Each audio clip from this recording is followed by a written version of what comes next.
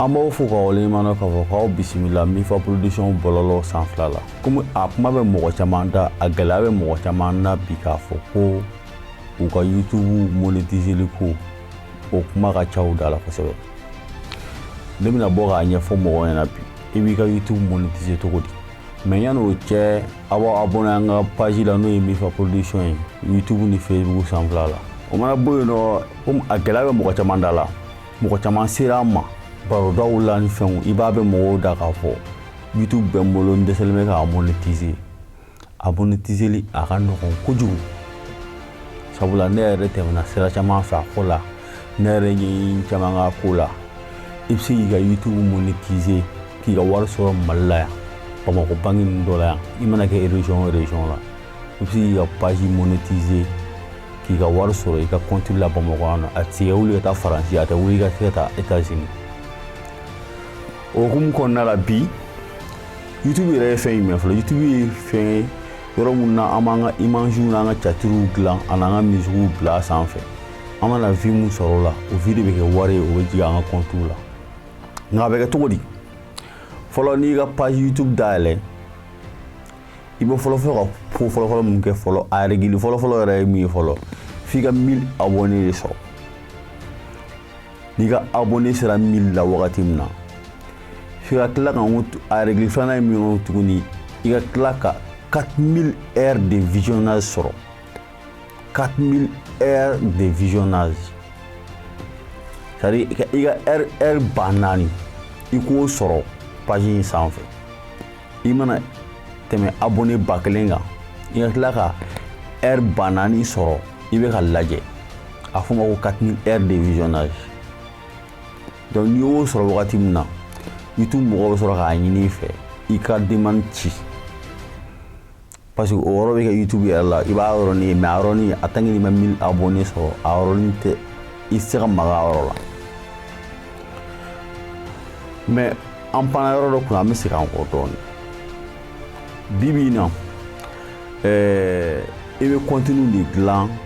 k'a bila YouTube sanfɛla la i n'a fɔ n bɔra k'a fɔ cogo min na comme a yɛrɛ b'a ye Mifa bɔlɔlɔw kan cogo min na an bɛ flashiw ni fɛn caman ni émission caman kɛ mais a ma fɔ mɔgɔ ye k'a fɔ k'i ka taa ka taa walifɛn ta parce que n'i ye walifɛn ta k'a bila i ka page sanfɛ a tigi b'i signaler n'o kɛra YouTube yɛrɛ b'i ka page minɛ i la donc ne mun fɔlen de sisan nɔ n'i ye abonné ba kelen sɔrɔ ka heure ba naani sɔrɔ mɔgɔ bɛ k'i lajɛ YouTube mɔgɔ bɛ demande ci ma non n'u y'o demande ci ma wagati min na i bɛ u b'a fɔ que n'u y'i ka compte accepté c'est-à-dire que n'u ye a ɲini fɛ k'a fɔ k'i ka demande ci i bɛ demande ci u b'a fɔ ko bon ko u ka demande u bɛ se ka une semaine kɛ u b'a vérifier k'a lajɛ n'a sɔrɔ n'i ka page ni monétiser ka kan ou n'a ni monétiser ma kan dɔw ta ye 24 heures de dɔw ta yɛrɛ tɛ tɛmɛ 48 heures kan dɔw ta bɛ taa fo 72 heures la mais mɔgɔw ta tɛ kɛ kelen ye donc u bɛ sɔrɔ k'i jaabi sisan i ka Gmail kan k'a fɔ ko bon i donna programme na programme bɛ mɔgɔ ka page monétiser donc n'i donn'o la sisan nɔ u b'a fɔ k'i ka taa code AdSense compte AdSense o ye compte ye a fana bɛ Google sanfɛla la ale de bɛ wariw ale de bɛ i ka YouTube wari sɔrɔ yɔrɔw i bɛ se ka compte bancaire don ale de la pour que i bɛ se k'i ka fana sɔrɔ o fana y'a damana étape ye n'i taara yen fana i bɛ procédure dɔw fana de engagé yen nɔ n'o ye i b'i ka page rempli i tɔgɔ yɛrɛ bɛ garantie min kan ani i ka fɛngɛw i ka document yɛrɛ bɛ garantie min kan i b'o fɛngɛw de don yen komi mɔgɔ caman b'a fɔ ko code AdSense yɛrɛ ye jumɛn code AdSense yɛrɛ ye jumɛn an ka bɔ wɛrɛ la an bɛna code AdSense ko ɲɛfɔ mɔgɔw ye n'a ka ɲɛ an bɛ bi ta in bila yan tan an ka ɲininkali na ni maa min ma se ka faamuyali sɔrɔ i bɛ se k'an wele nɛgɛjuru sira la nɛgɛjuru sira min n'o ye 91 12 87 59 91 12 87 59 komi n bɔra k'a fɔ a ye cogo min na maa caman ye gɛlɛya sɔrɔ a ka compte ko la n y'a mɔgɔ caman ye artiste kunda comédien kunda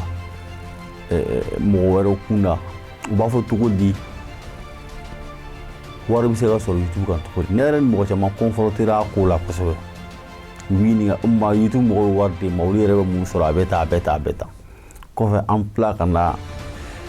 an da don ko caman na k'a ɲɛfɔ maliyɛnw ɲɛna don wɛrɛ n'Ala sɔnna a ma an bɛna lajɛ ka walawalaba di code access fana kan